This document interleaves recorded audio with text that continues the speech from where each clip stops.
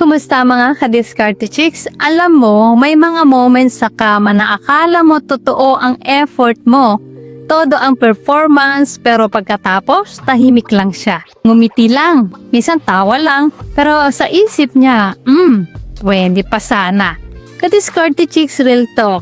Hindi lahat ng babae sasabihin kung satisfied siya. Pero meron silang maliliit na galaw, subtle na reaction na kapag marunong kang mag-observe, malalaman mo kung tunay na nasiyahan siya. At sa video na ito, ibibigay ko sa iyo ang 7 signs na satisfied ang babae sa kama. Kapag naintindihan mo ito, ka-diskarte chicks, mag-iiba ang confidence mo. Hindi lang sa kama, pati sa relasyon. So ready ka na ba? Tara, simulan na natin. Ka-diskarte chicks, isipin mo ito. Ang babae hindi lang physical, kundi emotional din. Hindi lang performance ang nagpapasaya sa kanila. Hindi lang galaw, hindi lang ang tagal, connection, presence, pagkakaintindihan. Kapag tama ang combination na yan, mararamdaman ng babae ang tunay na satisfaction. Kaya habang tinuturuan kita ng signs, palaging isipin hindi lang katawan ang nag-e-enjoy, pati isip at puso. So sign number 1, kusang lumalapit at yumayakap pagkatapos. Ka-diskarte chicks, ito ang pinaka-subtle pero solid na senyalis ng satisfaction.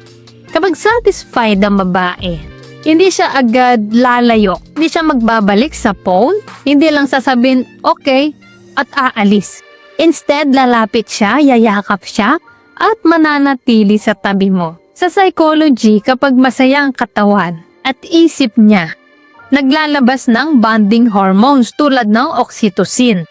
Kaya gusto niyang manatili sa taong nagbigay ng experience na yon, parang reward system sa utak niya. Ka-diskarte chicks, alam mo yung tipong tapos na kayo, nakatingin siya sa'yo, ngumiti, at parang ayaw kanyang bitawan. Yan ang moment na nakikita mo satisfied siya. So sign number 2, siya ang nag-i-initiate ng round 2. Ito naman ang pinaka-obvious sign ng satisfaction. Kapag tapos na, siya ulit ang lumalapit. Siya ang naglalambing, siya nagbobulong, yung tipong mahal, isa pa tayo.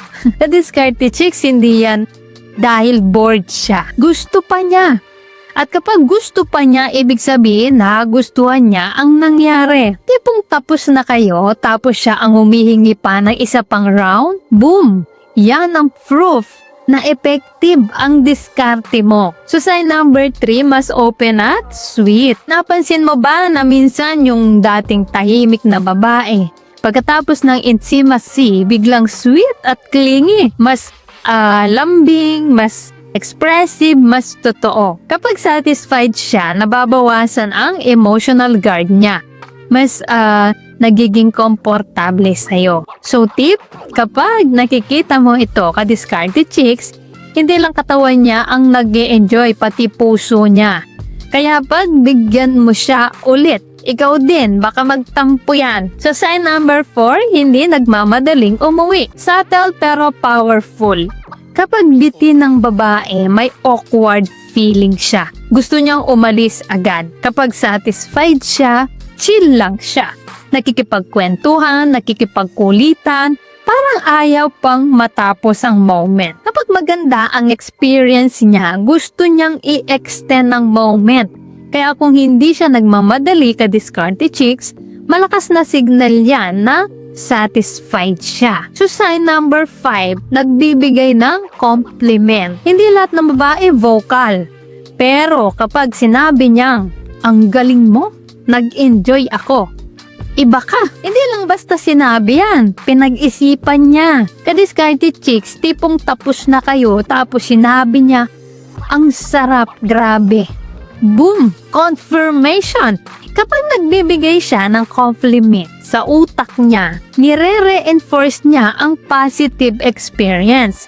She wants you to know na appreciated mo ang effort niya. At kadalasan, sa susunod, mas bukas na siya sa gusto mo ulit. So sign number 6, mas excited sa next meet-up. Ka-discard chicks, ito ang isa sa pinaka-subtle pero powerful na senyales ng satisfaction. Kapag satisfied ang babae sa ginagawa mo, makikita mo agad. Mas mabilis siyang mag-reply sa messages mo, mas excited siyang makipagkita ulit, mas willing siyang mag-adjust ng schedule para makasama ka. At tipong kahit busy siya, parang lagi siyang nag-iisip, kailan kaya ulit? Isang beses after ng evening date, nag-message siya agad sa'yo, pero hindi lang hello. May halong kilig. Mahal, gusto ko ulit natin gawin yon soon. With emoji pa na may kiss. Boom! Ka-discard chicks. Yan ang pinaka-clear na proof na nagustuhan niya. At gusto ulit maranasan. Psychology behind this sa ka-discard chicks, isipin mo, sa utak ng babae kapag satisfied siya, parang nagiging reward system ang experience mo. Sa isip niya, worth it ulit ang mangyayari. Worth it ulit na maging close kami. Hindi lang ito tungkol sa physical pleasure. Ang excitement na nararamdaman niya para sa next meet-up, ito ay emotional anticipation. Parang may mental replay siya sa nangyari. At gusto niyang maulit at madagdagan pa. So extra tip kapag ganito ang reaction niya ka-discarded chicks, siguradong tumataas ang connection niya sa'yo. Hindi lang memory ng katawan, pati memory ng puso at isip niya. At dito mo makikita kung gaano ka-effective sa kama at sa emotional side niya. So sign number 7, nagiging playful at naughty. Ka-discarded chicks, ito ang pinaka-entertaining na senyales ng satisfaction kapag satisfied ang babae.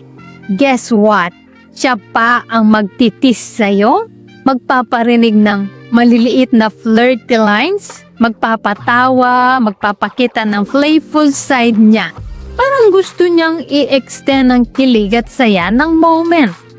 Alam mo yung tipong tapos na kayo, tapos bigla siyang magsabi ng, mahal, wag ka masyadong confident ha, baka mapasobra ka. Ka-discarded chicks, boom! Yan ang moment na alam mo, satisfied siya, happy at komportable sa'yo. Ka-discarded chicks, pag nag-enjoy ang babae, nawawala ang hiya niya. Lumilitaw ang confidence, mas naughty version niya, parang inner fun side niya. Yung tipong dati baka naiiyang ipakita, tapos biglang lumalabas at sa lalaking nakapagbigay ng experience. Lumilitaw din ang tunay niyang fun side. Kapag nakikita mo yung playful teasing, hindi lang body pleasure ang nangyari, kundi emotional high bonding at trust. Tip, ka-discarded chicks.